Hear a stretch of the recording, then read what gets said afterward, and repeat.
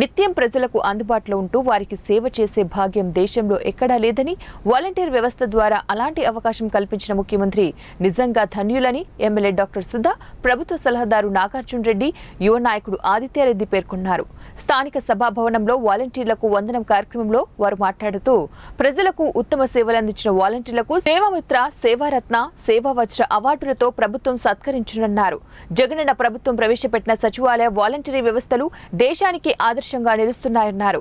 విపక్ష అవినీతికి తావు లేకుండా వాలంటరీ వ్యవస్థ పనిచేయాలంటూ ఆయన సూచించారు.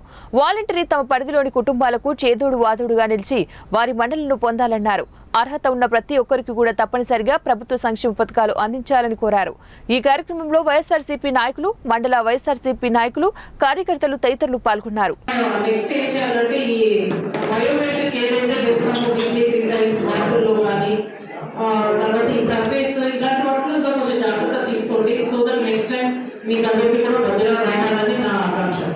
అయితే ఇప్పుడు నెక్స్ట్ ఎలక్షన్స్ వస్తుంది.